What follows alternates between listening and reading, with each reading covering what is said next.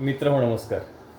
एकदा एका खोल तलावामध्ये कोल्हा पडला आणि कोल्हा पडल्यानंतर त्याला वर येता येईना आणि मग वर येता येत नसल्यामुळं तो तसाच राहिला. थोड्या वेळानं तिथून एक बोकड जात होता. बोकड जात असताना त्यानं कोल्ह्याकडे पाहिलं आणि म्हणाला, काय रे कोल्होबा, पाणी पितोय काय? तो म्हणला, हो पाणी पितोय. कसं आहे, पाण्याची चव कशी आहे? तो म्हणला, खूपच गोड पाणी आहे. तुला तहान लागली आहे का? मग बोकडाने म्हटलं, हो मला पण तहान लागली आहे, मग ये. आणि बोकडाने कुठलाही विचार न करता तलावात उडी टाकली. आता तलावामध्ये कोल्हा आणि बोकड दोन्हीही होते.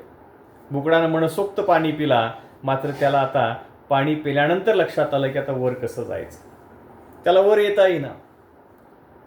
त्यावेळी लक्षात घ्या, कोल्होबा म्हणाला, एक काम कर, तुझी शिंग चांगली आहेत, तुझी उंची पण आहे, तू असा भिंतीला दोन्ही पाय आणि अशी ताठ शिंग करून उभा राहा, मी वर जातो आणि मग तुला वरती घेतो. बोकड बिचार भोळत आहे. त्यानं तशाच पद्धतीनं पाय भिंतीला लावले, शिंग ताठ केली आणि मग त्याचा आधार घेत कोल्होबा वरती आला आणि नीट चालू लागला. थोड्या वेळानं त्याच्या लक्षात आलं की कोल्होबा निघून जातोय.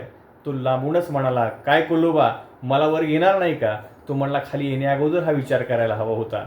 म्हणूनच मित्रांनो, कुठलीही गोष्ट करताना अगोदर विचार करा, कारण परत पश्चातापात पडायची गरज पडत नाही. धन्यवाद.